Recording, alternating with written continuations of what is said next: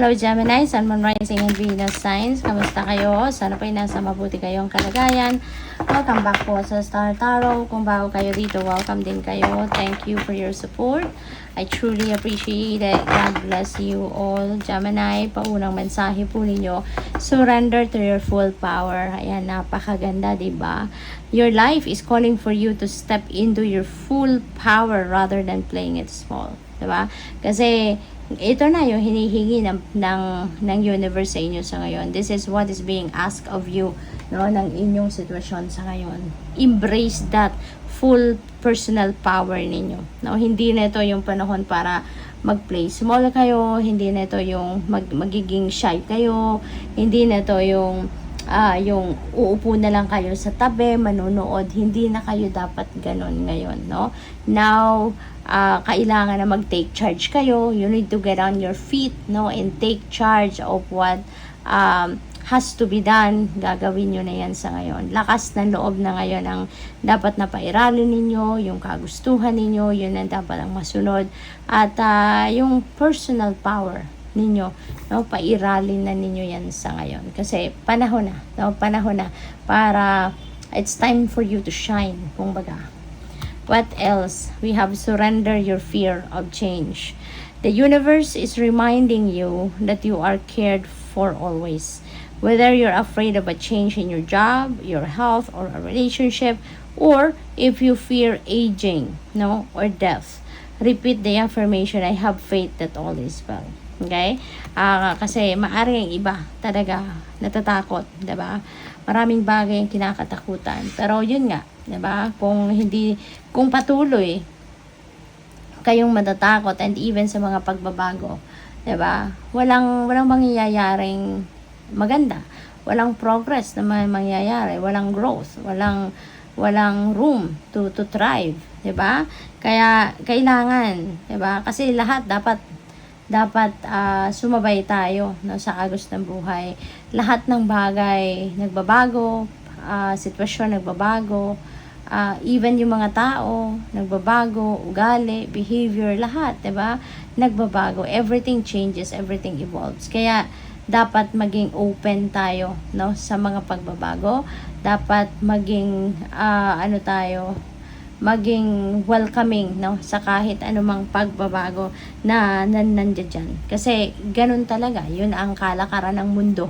Lahat nagbabago. So kung hindi tayo sasabay sa kalakaran ng buhay, 'di ba? Yung parang in a way sinasalungat natin yung flow of life, 'di ba? So anong mangyayari? Mas magulo, mas lalong maaantala ang progress natin, mas lalong may stuck tayo sa kung nasaan tayo if hindi tayo welcome sa kung ano man ang pwedeng magbago. Kasi, 'di ba? Exciting nga pag may nagbabago, 'di ba? Kasi change brings new life sa atin, 'di ba? New chapter sa buhay natin, 'di ba? And it's also very exciting na magkaroon ng pagbabago kasi kapag may pagbabago, parang laging papunta sa pag-usad, laging papunta sa pag-move forward, 'di ba? Hindi para umatras, hindi para sa pabalik, 'di ba? Laging papunta sa mabuti, laging papunta sa pag-progress, hindi ba? Kaya, iyon ang panawagan sa inyo dito. Surrender nyo na yun, no? Yung takot ninyo sa pagbabago. Okay? We have Two of Cups. Ayan, so partnership ito. So, maaaring meron ditong mabubuong bagong samahan. No? This could be bond between two people. No? Pwedeng two people in love, pwedeng two people in a business, baka merong sosyohan na magaganap, pwedeng bagong commitment ito in love, no? Pwedeng ganon. Or baka merong magtutulungan dito sa task, sa trabaho, sa mga ganon. So, maganda, no? Maganda kasi parang kung sino man itong makakasama ninyong bago, parang you will be in sync, no? You will be in sync. Magkasundo kayo sa maraming bagay. You will be sharing siguro the same vision, the same goals. Kaya, kumbaga, swak na swak kayo. Click na click, no?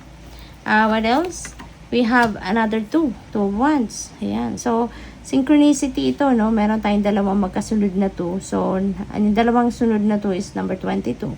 And number 22 is a master number. Kaya, I suggest po na paki-google po din nyo yung ibig sabihin ng master number 22 for more guidance. Kasi marami pa po kayo mga insights, information na malalaman dyan na maaaring makatulong sa inyong sitwasyon sa ngayon. Okay? So, 2 ones, may plano. No? Maraming pagpaplano or maraming pinaplano si Gemini rito. At maaari no, na yung planong ito kasama nyo na yung bagong tao na pwedeng pumasok sa buhay ninyo. No? There could be travel dito. Pwedeng travel yung pinagpaplanuhan ninyo. Baka magkakasama kayo sa travel, nagkakayaan na mag-travel, pwedeng gano'n. Or baka pasensya na, nabubulol. Siguro nagkakaayaan, nagkakaayaan siguro kayo para magtayo kayo sa sariling negosyo or collaboration, no, in a project. So, pwedeng mga gano'n, no? Kaya, there's a lot of planning, a lot of thinking na maaaring ginagawa ni Gemini sa ngayon, ano? What else? We have 6 of Pentacles. Ayan. So, may windfall, no, of money na pwedeng dumating dito. At this is a time also na magiging prosperous and abundant ka, and maybe dahil yan dyan sa biyayang paparating, sa windfall of money na paparating.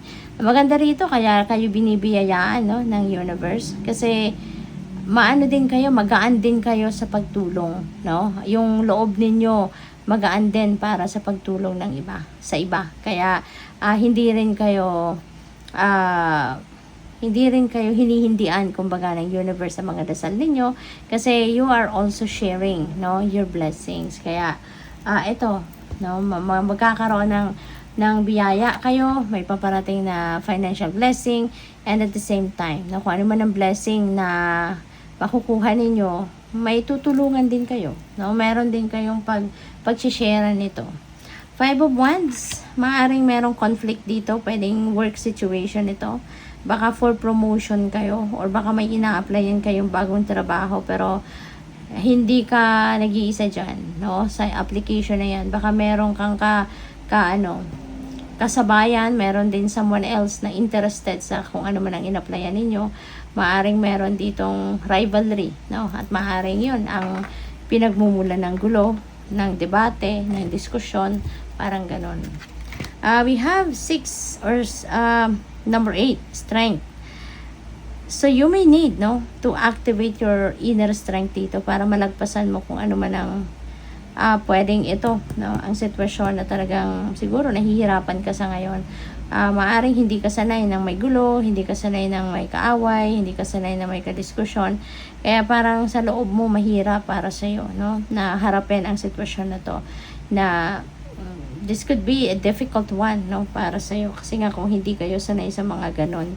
Kaya atibayan nyo lang ang inyong loob, magdasal, no, palakasin, ask for the help of Archangel Michael as well para patatagin niya, tulungan ka na maging matibay ang inyong dibdib, na maharap, no, squarely kung ano man ang sitwasyon na ito, no, para maayos. What else? We have 7 of Pentacles. Ayan. So, si 7 of Pentacles, oh wow, hang on, tignan natin. Pinapakita lang sa akin ng guides ko yung mga series of numbers dito. This is a good one, ano? So we have number 5, number 6, number 7, number 8. Diba? Ang ganda. Ascending numbers, no? Ascending numbers to pataas. So ibig sabihin nito na there is progress of events sa buhay ninyo. So meron siguro kayong mga plano na ngayon ready na yan to implement, at maaaring gagawin nyo na nga yan. You're going to start rolling the dice na sa ngayon. Kaya magpo-progress na. Magsisimula ng umusad kung ano man ang plano ninyo ito. Or kung meron mga sitwasyon na